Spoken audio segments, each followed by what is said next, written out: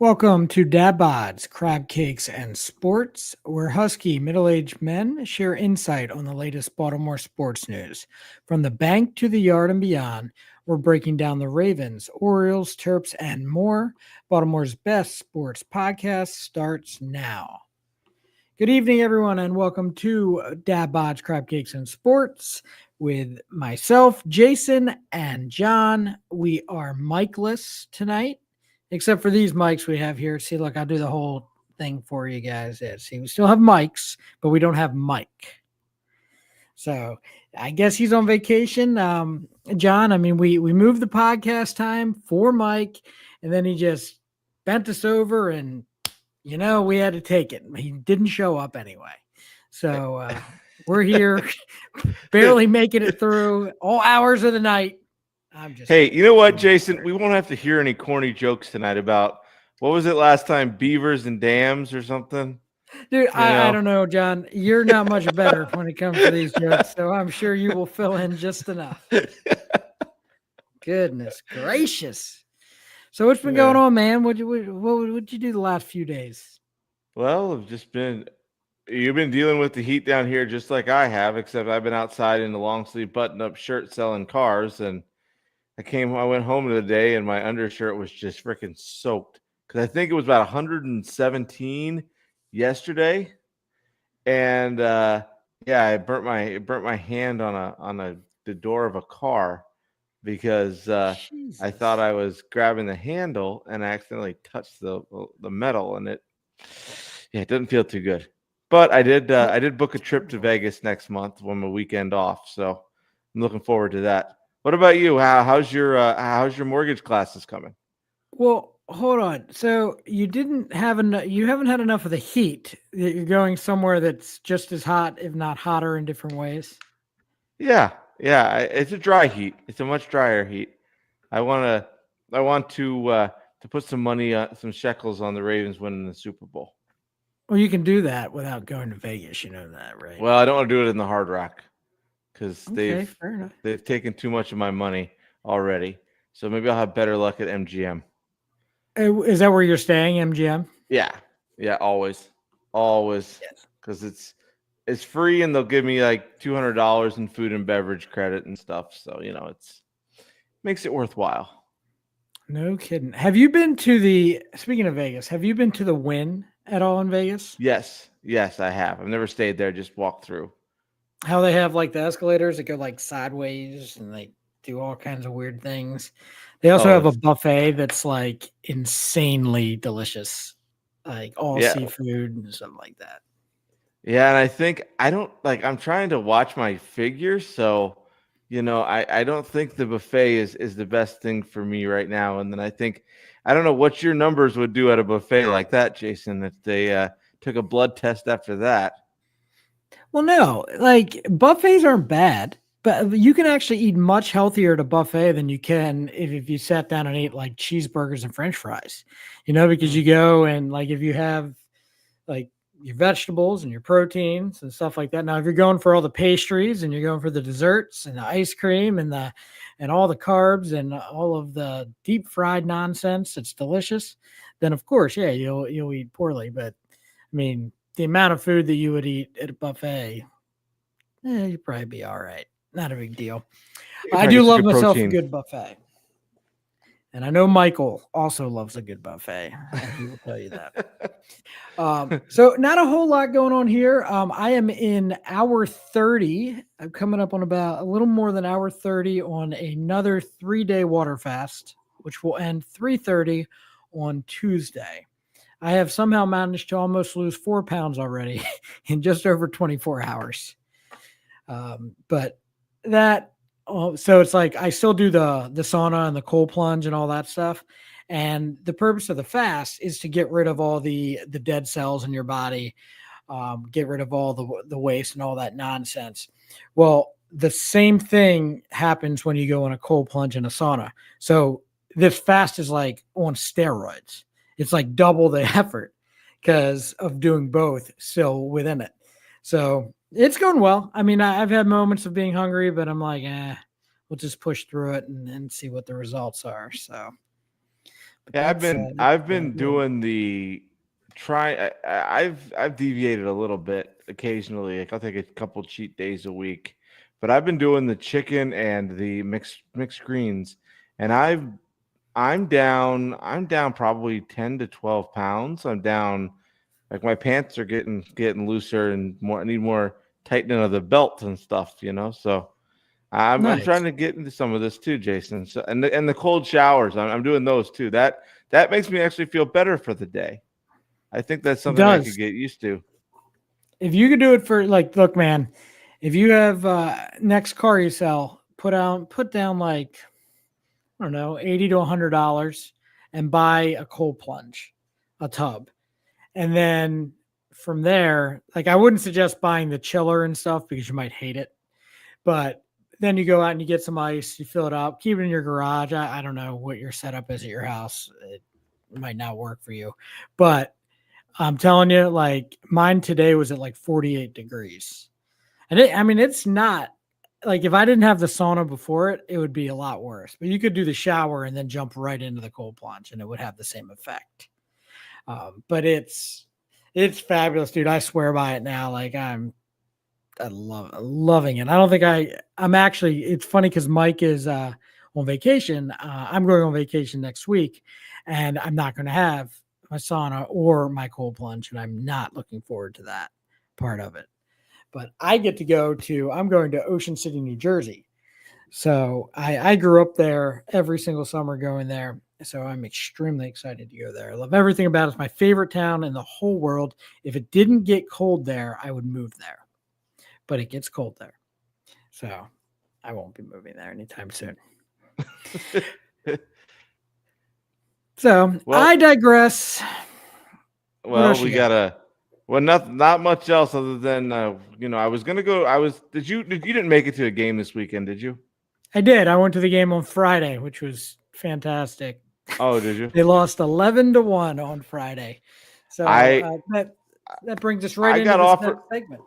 Yeah, well, I got offered tickets to go today, and I looked at the heat index, and I was like, "No, thank you. I'll watch it from my couch," and I'm very glad that I did.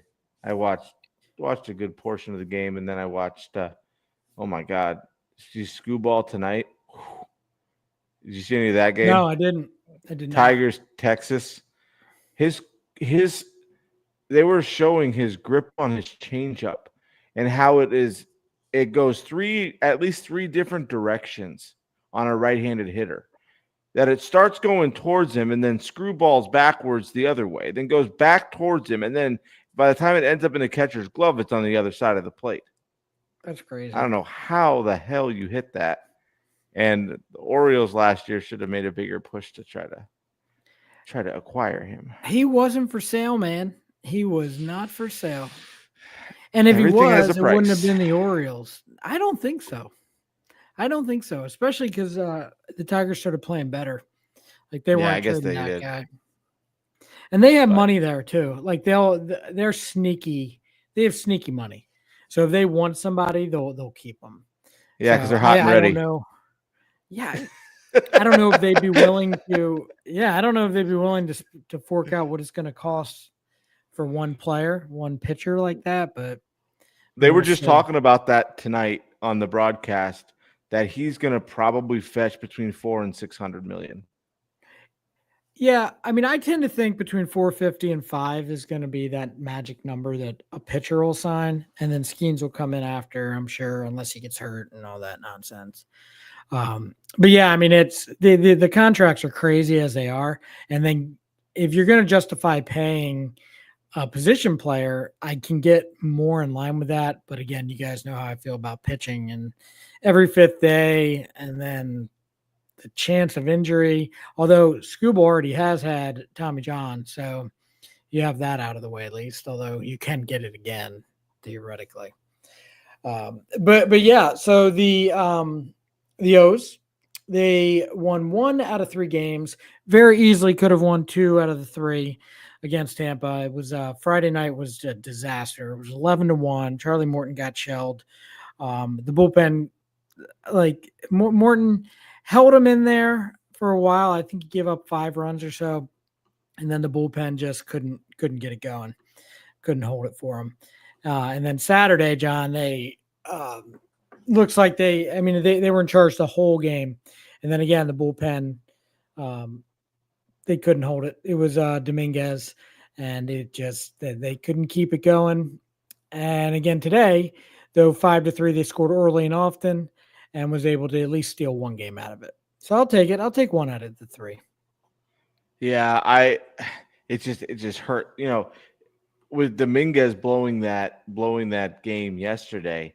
That hurts in a couple different levels. I mean, you had the series win out there where you pick up one game, you get one game closer to 500, but then also if Dominguez finds himself and can do it, then that increases his trade value as well. And as we talked about with Connor the other day, Dominguez is probably a guy, along with Morton, both who are guys who will at least bring a little something back and who probably are not in the Orioles' long-term plans. So when both of them don't do well, that kind of hurts on double front. We're not getting closer to 500. We're not getting closer to the playoff race. And we're also losing some of the trade value that these two guys would potentially bring to us. So that's kind of the way that I'm looking at these things now is at some point, I think we're going to have to say, you know what, this season's just done. If we finish 500 or above, we'll be happy. But then we need to start, okay, what are we going to do for the offseason? What are we going to do to get rid of these guys? And like we talked about with Connors, who's trading, who's staying, and then what are we going to do? But, today, though, the offense came through and the pitching both came through. But Rogers looked good this afternoon. I don't know, how much of the game did you see? I didn't see much of it, but I did see some highlights, saw how he was playing. And I mean, again, he has been the lone bright spot for the last month for them. I don't want to say maybe not the lone, because Jackson Holliday has been playing very well, but one of the few bright spots for them, which could be, he might be a sneaky deal if somebody wants him. They're going to have to overwhelm him because he still has control. And they gave up a lot to get him. In their mind, I mean, giving up an all-star in Stowers, I guess you call him an all-star because he made the all-star team on a team that needed an all-star. But it's, I mean, he's putting up pretty good numbers, so I give it to him. But with Rogers, I think teams are going to come asking. I just don't know if that's one that you go ahead and deal. But back to what you were saying about Dominguez, though. That game he had yesterday, he hasn't had many of those at all this year. He hasn't had many where he's got himself into trouble and let up the lead. He has been very, very solid. And I think most teams are going to focus on that. As far as the other guys, I mean, O'Hearn hit another home run today. Laureano, he seems to be cooling off a little bit. So I'm not sure how that's going to go. I did hear out of the Phillies radio show out there that some of their beat writers had said they had heard that Dave Dombrowski is gearing up to make a big move that is attached to controllable players and the back end of a bullpen and an outfielders, all with control. And the first thing that came to mind to me was, I wonder if he's talking about Felix Bautista. And it could be Felix Bautista and then maybe Laureano. I don't know if they have any interest in O'Hearn, throwing him out in the outfield. You don't have control there.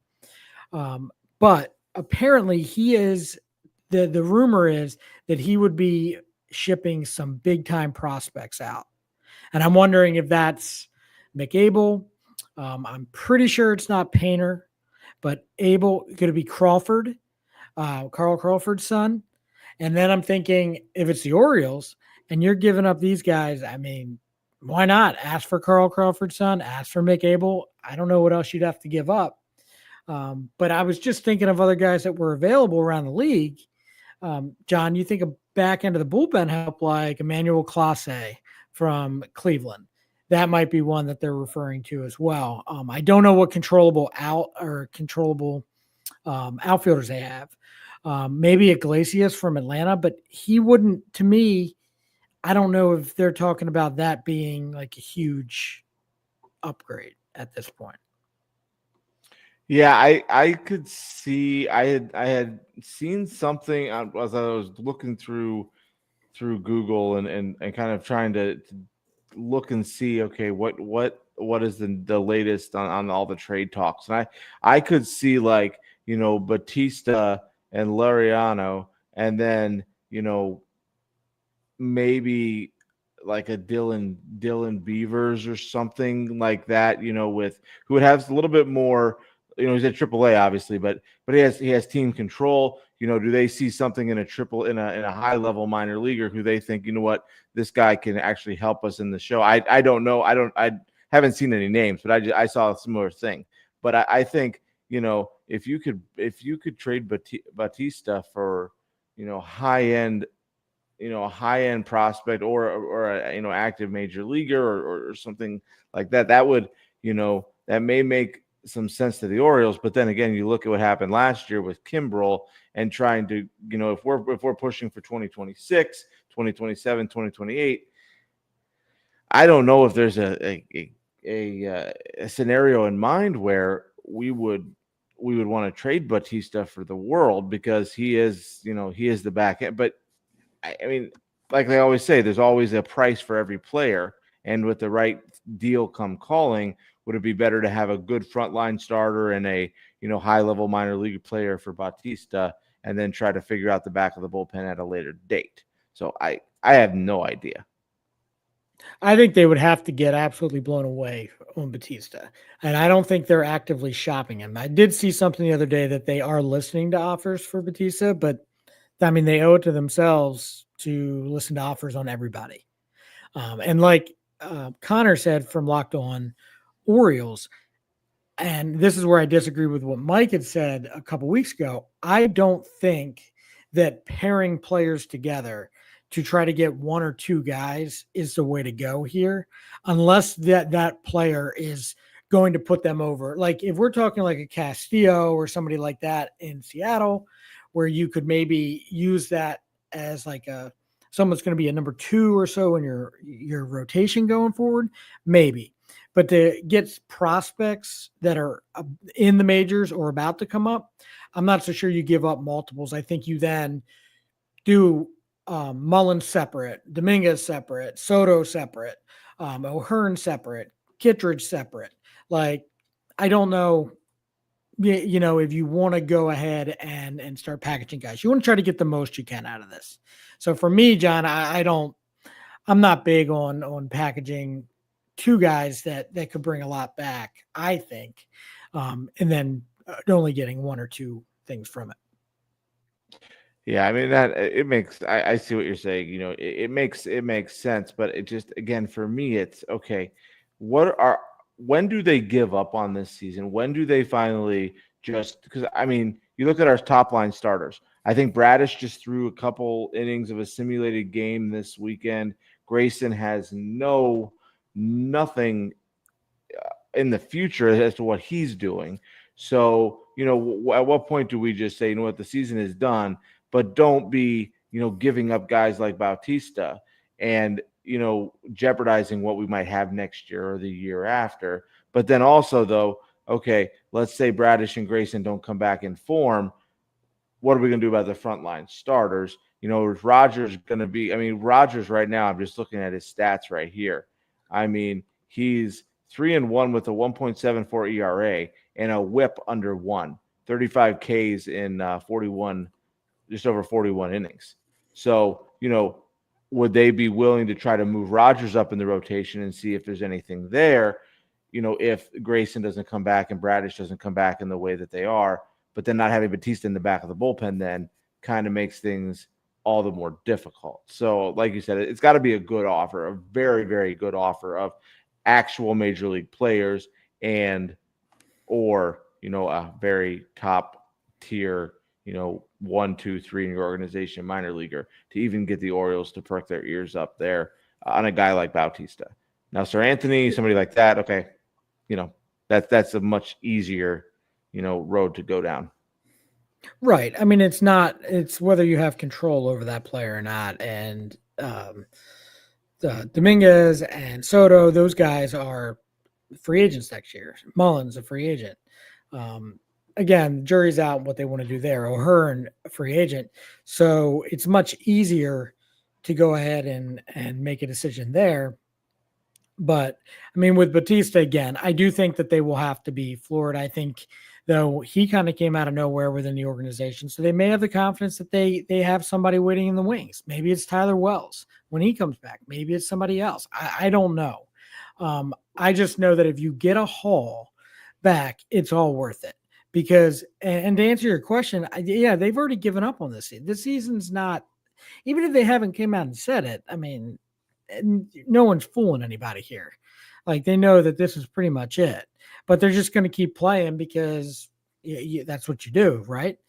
I mean, he made a mistake a couple years ago when they were a legitimate surging team, and then Elias dealt guys out at the trade deadline, and he rocked the boat. I don't think this is the same thing at all. This is an underperforming team, below 500, no threat to make the playoffs. If they do, they have no business being there. Not unless they all of a sudden go out and say, we're going to be buyers and we're going to bring in 2 pitchers and we're going to bring in 2 batters, and we're going to do it that way. It's just not going to happen. So I think we've focused towards 26 and beyond. And I mean, at this point, I think that's the right move. Yeah, I see.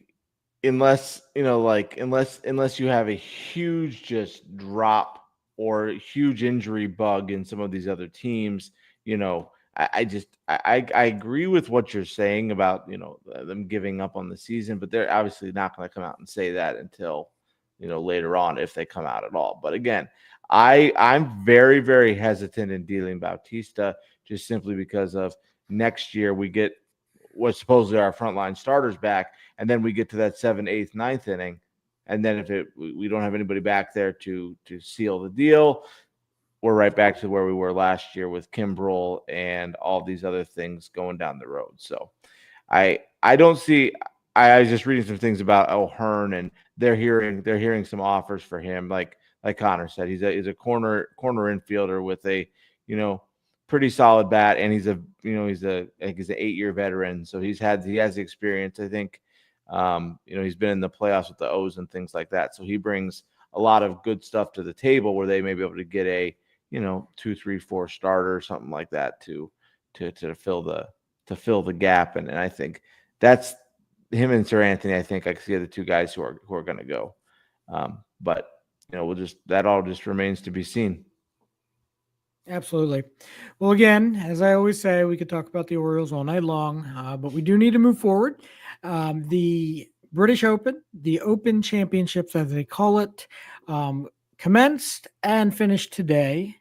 And just so you know, Scotty Scheffler ran away with it. Like, I know he only won by 4 strokes, but it wasn't that close. He dominated this entire tournament, and he did win. In our little contest here, Mike and I both picked Scotty Scheffler. John did not.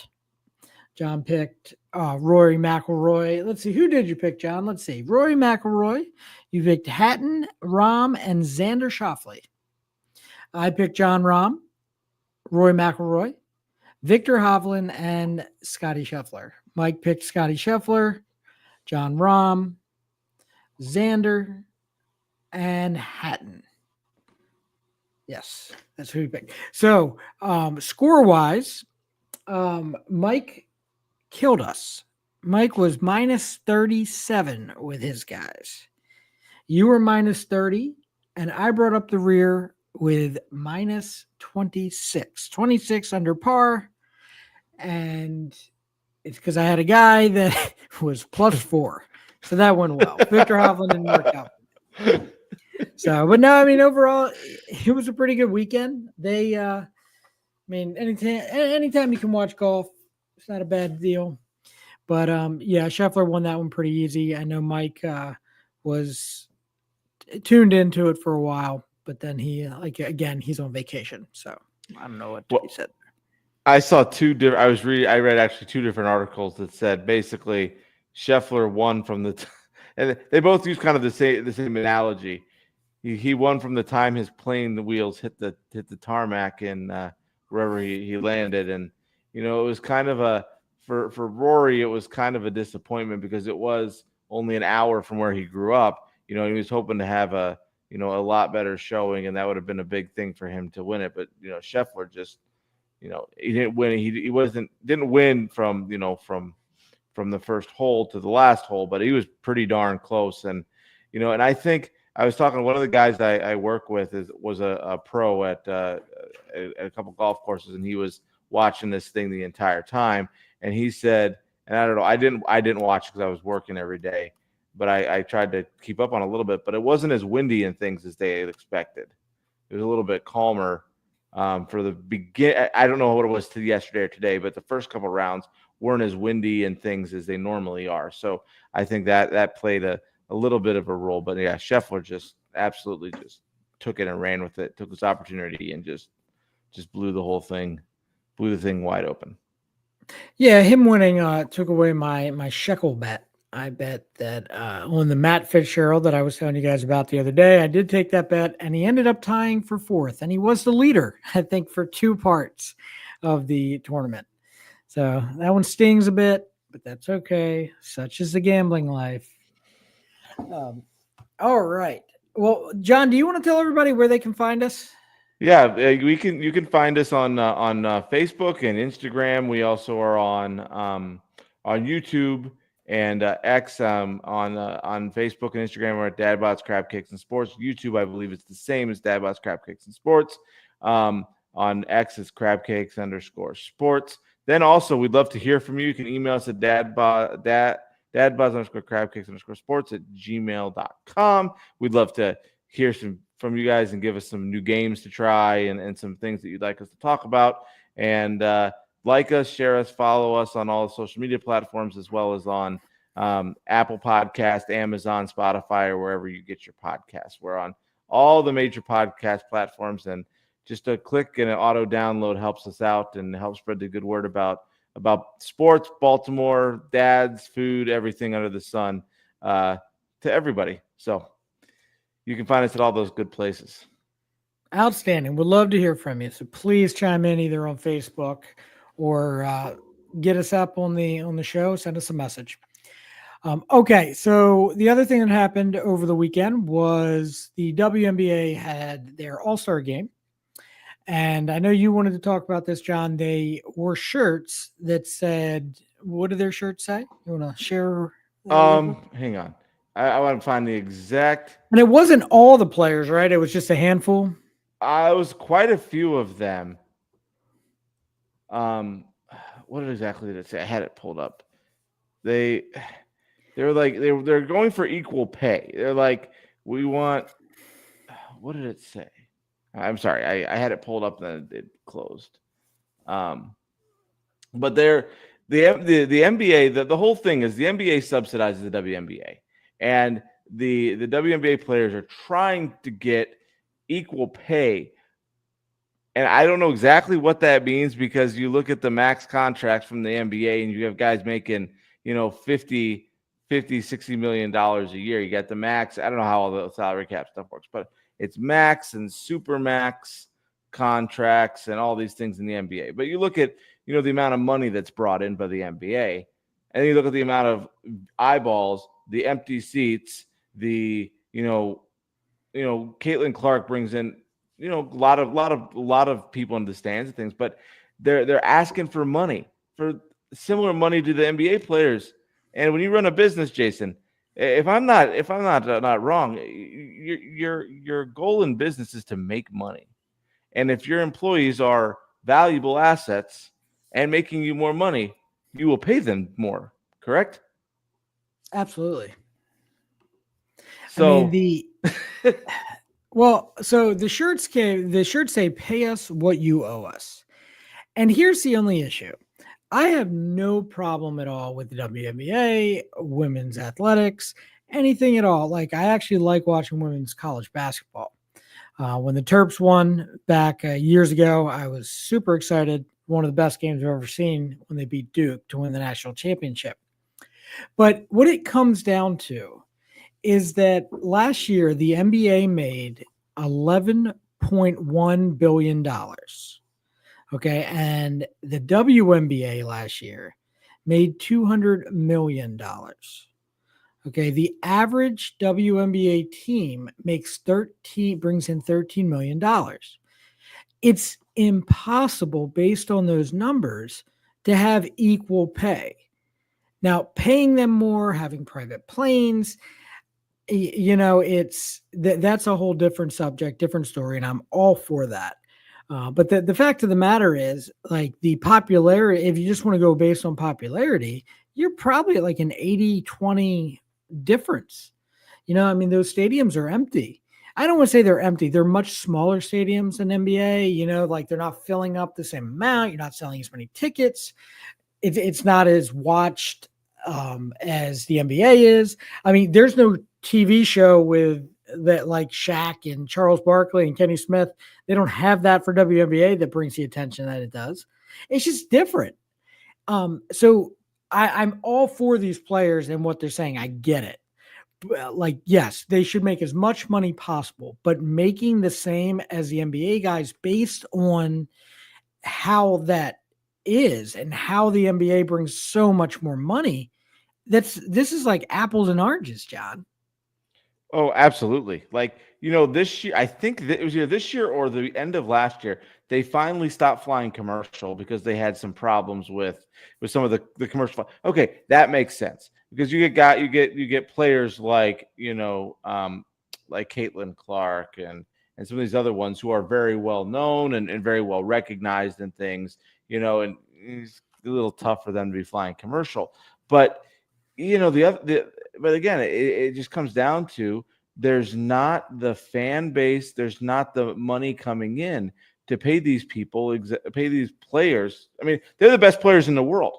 Obviously, they're the best female basketball players in the world, but there's just not enough income coming in to be able to justify paying them as much as they would, if they were a male in the NBA. And it's unfortunate, but it's the way that this all works. Now, could the WNBA do things, like look the NBA players, if you look at the pre-Magic Larry Bird, they were making okay money, but then right after Larry and Magic came into the league after their 79 NCAA tournament matchup between Indiana State and Michigan State, then the NBA took off. Then you got Jordan in 84. Then you got with Akeem. And then you got, the bad boys in the late 80s. And you slowly but surely saw the NBA now get to where it is. The WNBA just needs to do something to make sure that they're advertising the right players, getting them in so that they can grow, so that they can get more money. And eventually, maybe eventually they will be making this kind of money. But right now, it just makes no economical sense. And without the NBA's support and the NBA's $15 million they're giving every year, it's tough to keep the doors open. Right. Well, equal pay. I mean, equal pay is not, I don't want to say it's a joke because it's something good to strive for, but it's not possible. It's not feasible at all. Like, the league itself only made $200 million. You can't have $100 million players. One player would take up half the league. I mean, the teams are only making 13 million. It's unfortunate, to be honest with you, but I mean, it is unfortunately the reality to the situation. There isn't enough money to be able to pay because they're not bringing in enough money. It's the same type of thing with college sports and where all the money goes in college sports. It goes to the football programs because the football programs are bringing in more. Normally on like apples to apples, right? There's obviously some schools like basketball at Duke, their football program isn't bringing in what their basketball team is.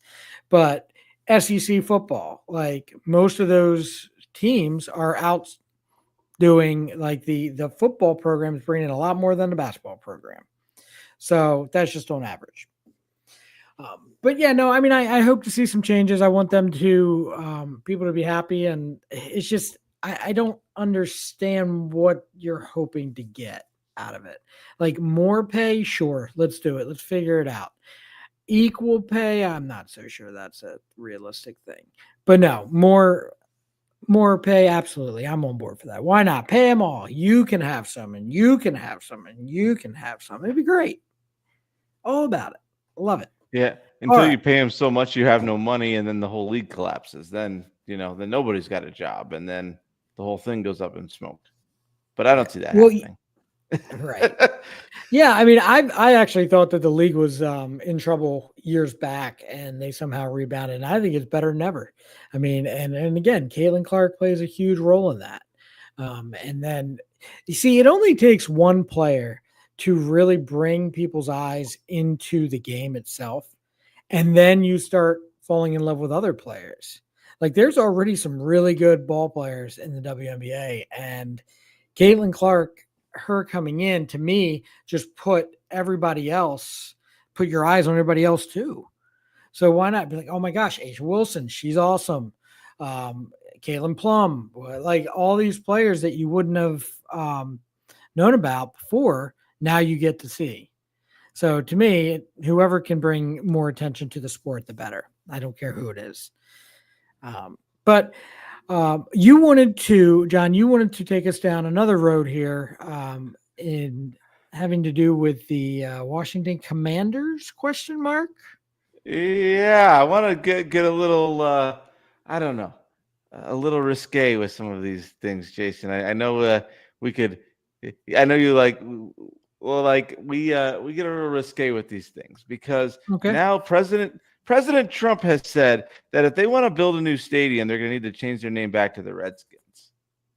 And Oh boy. and then he also said he wanted to see the Cleveland Guardians change their names back to the Indians and things. And I guess there's support behind this with some Black Hawk tribes in Montana and things. And there's a whole bunch of support to change the name back to the Redskins and at least use the logo and things without building or in order to build a new stadium.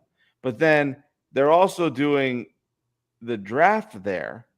I don't know, is it next year or the year after in Washington? Oh, that's a good think question. I thought it was next year. Is it next year or the year after? I don't remember. But they want to, President Trump wants to try to bring back the logo, bring back the team name. And I don't know how, Daniel Snyder for so long was just not going to do anything until FedEx finally said, we're not going to sponsor the stadium. We're not going to pay the naming rights and all these things unless you change the team name. And then he finally complied because you know what, Jason, money talks. Absolutely. I mean, yeah, next year it's in Pittsburgh. The year after it's in DC. Oh boy, I don't even want to touch this. It's one of those things. It's like I'm not offended. So, but I feel as though because I'm not offended is because I'm not Native American. I'm no ties there. I don't know if I have a place here to really speak out on it. I mean, to me, I think when the team names came about, whether it's the Blackhawks, the Indians, the Redskins, I don't think anyone did it with angst in their heart. Like nobody said we're going to do this because we're mad and we're trying to insult this group of people. I think it was just one of those things where it's just sports and it just had this. I mean, this was the name that they had chosen, and it was the same thing for years and years and years. I do think that, oh man, Mike would kill me for doing this, but I do think that the way things are nowadays and how sensitive, like we've wussified America in so many different ways. And I do think that there are certain generations and whatnot that are a lot different than they used to be. And you know what, maybe we're in a different place. Like we clearly are. So if that's what makes everybody happy, I definitely don't want to go out there and offend large groups of people.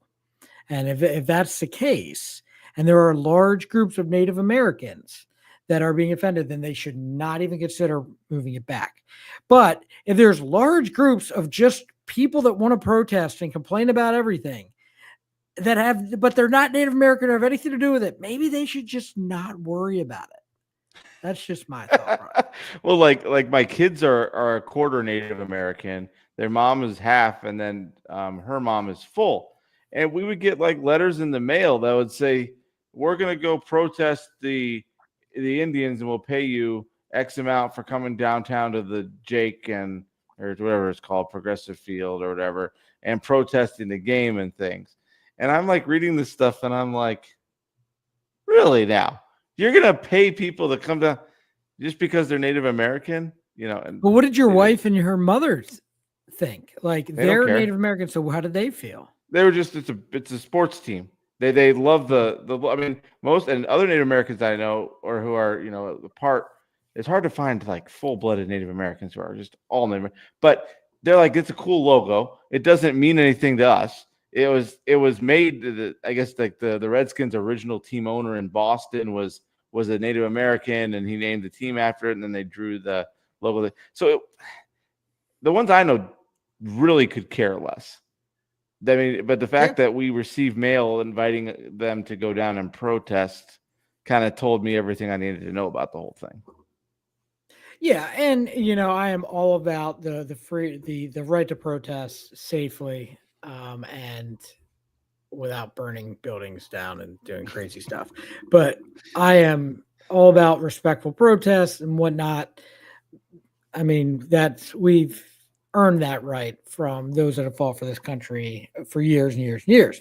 However, it's to me with this specific situation, I just don't remember.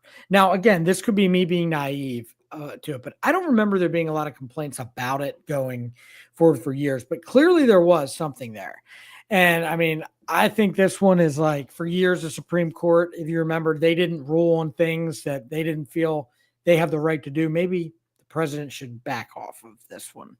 Yeah, maybe. Maybe we shouldn't.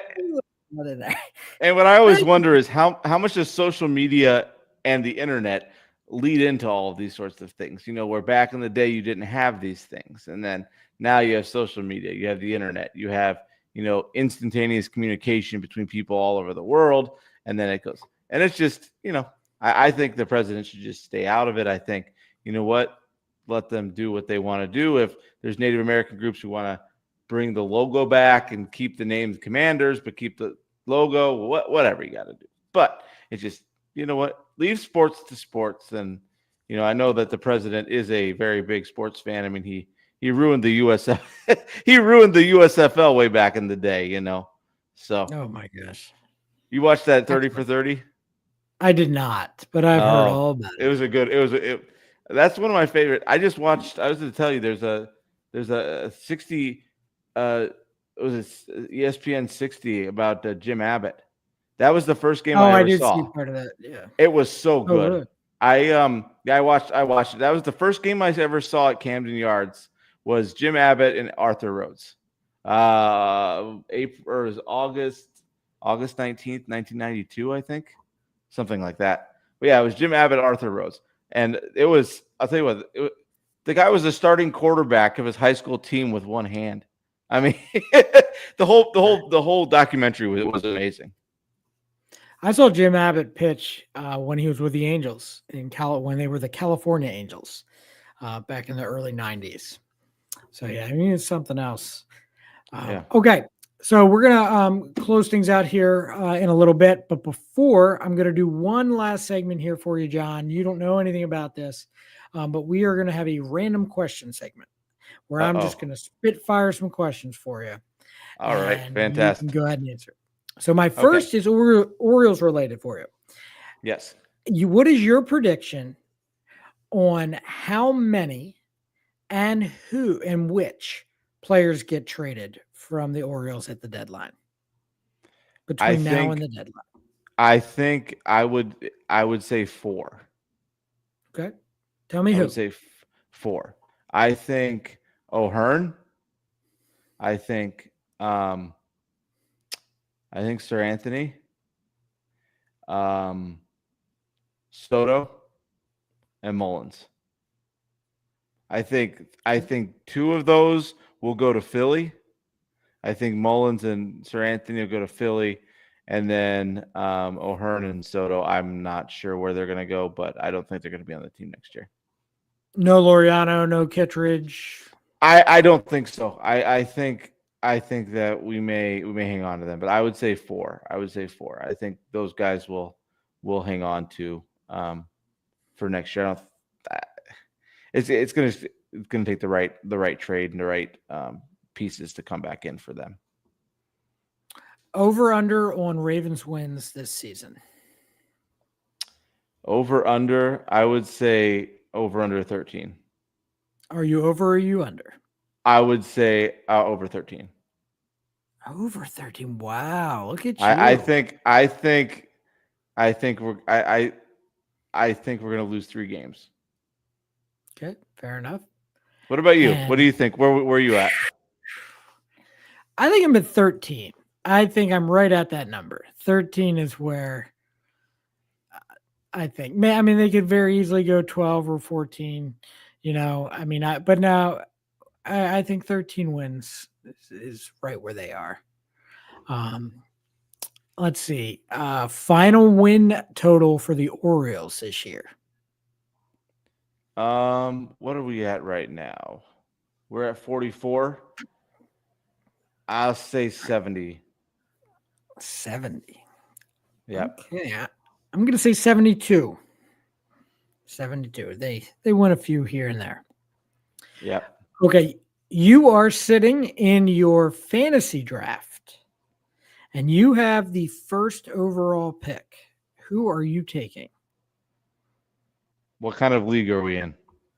It's a year to year. It's a redraft league, year to year PPR. No dynasty, nothing like that. That's a tough pick. Because I don't think I ever take a quarterback first. You take a wide receiver first. If you're taking a wide receiver first, do you take a Justin Jefferson in Minnesota? Or do you take we'll go with Justin Jefferson. We'll take Justin Jefferson first overall. Over Jamar Chase, huh? No Jamar Chase. No, I don't pick players who we have to play against. Oh, well, this is part going of to be my very rule. easy. Oh, I'm so glad we're playing in the same fantasy football league together. Actually, we are playing. No, we are playing Justin Jefferson too. I'm going to the game in Minnesota. I forgot about that. Do you not like John? Do you not like money? You don't like to? Oh, I do like money to win. But I think fantasy leagues. You could do Chase or Justin Jefferson, but I'll go with Justin Jefferson. Fair enough. You're gonna go with Chase? I am. Jamar Chase would be my pick if I had the first overall pick. All right. See, what else do I have for you? Let's see. One or two more. Something good. Give me your World Series pick as of right now. The two teams that will play each other. It'll be the Tigers and the Dodgers. Tigers and Dodgers. So you're sticking with what you said last time. Yes, absolutely. Okay. I have no reason after watching the Tigers game tonight. I don't see how they're not. Fabulous. All right. And what is your Super Bowl matchup? Has that changed at all? What did I say? Ravens and Eagles? No, I don't know what I said. I think Mike said Ravens, Eagles. Somebody said Ravens, Eagles. Somebody said Ravens, Commanders. That's me. You said Ravens. I don't even remember what I said. I don't remember. But I'm looking, thinking it's gonna be like Ravens and Eagles. Ravens and Eagles probably. Oh man! All right. What do you think? Right. Are you still sticking? With the Commanders? I am. I'm a little like the Terry McLaurin news and all of that. No, I'm gonna go. I am. I'm gonna stick with that. I mean, I'm big. So I got a question. I got a question for you then. Daniels. Yep. So we just saw that TJ Watt signed his 3-year, $128 million deal where he's going to make more in 3 years than JJ did in his entire career. So which player on the Ravens defense will get that sort of deal first? Hamilton. Mike Green remains to be seen. I could see him, 5 years down the line doing that. But yeah, I would say Hamilton deserves that sort of deal. But will Watt? Because how old is TJ Watt? He's like 30. He's in his early 30s, right? Is he 32, right, 33? I believe so. I'm actually really surprised at that. I mean, I really think he came down to like, look, if they don't get the deal, then he's not going to play. because they don't give contracts out like that very lightly. Pittsburgh's pretty solid with that stuff. So, and what do you think about Stewart in Cincinnati? You think he's going to go back to Texas A&M? So was there's he he's at A&M, right? He was at Texas A&M. So the Bengals have 100% dropped the ball on this. Like, it's embarrassing, actually. However, he might not have a pot to piss in. Like, he may have to, force a trade, something like that, because he appealed to the NCAA. Well, I actually don't know if he did, but because there's some like rumors out there, he might go back and might not, but he's supposed to appeal to the NCAA to allow him to play. And they may say no. If this was in the past, like years ago, they would say absolutely not. You already hired an agent, but you need an agent with NIL deals or NLI deals, whatever it is. Mm-hmm. So I would say that it's. I mean, I think he plays. I don't know if it's with the Bengals. I mean, he might have. Somebody might come in and just say, "Hey, I'll give you a first round pick for him for next year or something." And the Bengals are super cheap, so they may do it. I read that he was going to have to take the NCAA to court in order to be able to go back and play in college. But the whole thing just was silly. Like, I mean, don't you think how dangerous this is? Like, if he is allowed to go back to the NCAA after entering the draft and drafted in the first round, this isn't baseball. It's not set up this way. Okay. If you're allowed to go ahead and then go back, it creates a mess in my mind. Yeah. Oh, 100% a mess.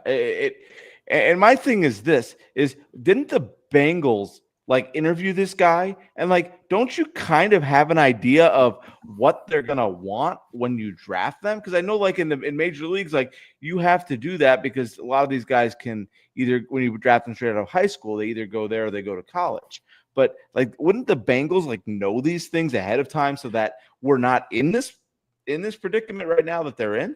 Not that I care. I mean, right. It's the Bengals, but well, I thought all the draft picks were slotted.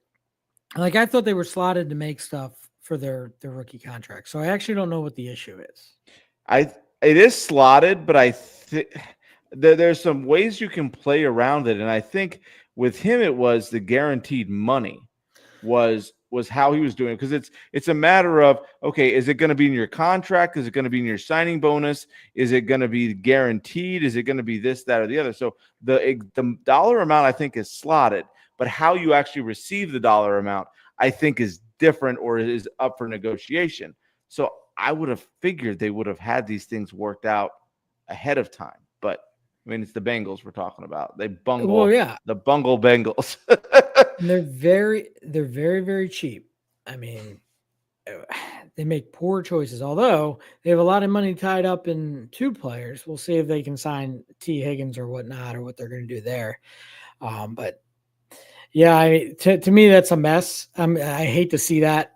But if they let him go back to college, like I said, I'm afraid that'll set a precedent that the NFL does not want to have happen, because it just can't. I don't see it happening. I see him playing in the NFL, or sitting out a year, and then signing with a different team. But we'll see. So, John, do you have anything else? Nothing else on my radar right now. Just got a bunch of stuff going on. Getting ready to get back in the swing of baseball, and then training camp starts next week, or this week. So very exciting, absolutely very exciting stuff going on. And I guess we'll see if we have Mike next time, or who else is going to be. You never know. You might get one of us. You might get none of us. You might get three of us, maybe four. You never know. You have to tune in to find out. There's my sales pitch. It's like a box of chocolates. That's right. You never know what you're going to get. That is fabulous. Well, thank you all for joining us tonight for Dad Bod's Crab Cakes and Sports. We really appreciate it. Don't forget to subscribe on Red Circle Apple Podcasts, Spotify, or wherever you get your podcasts. And while you're at it, if you wouldn't mind leaving us a review, it really helps us out. We're trying to spread the good word about Baltimore sports far and wide. Be sure to follow us on social media for more behind the scenes action, memes, and bad sports takes. You can find us at dadbods_crabcakes_sports on Instagram and at dadbods crab cakes and sports on our Facebook page. Pardon me. Got a question or a topic? Just shoot us a message. Maybe we'll cover it. Maybe we won't, but we probably will. You can reach us at dadbodscrabcakesandsports@gmail.com. Until next time, keep rocking those dad bods, keep eating those crab cakes, and never miss the game. See you next week, folks. Adios.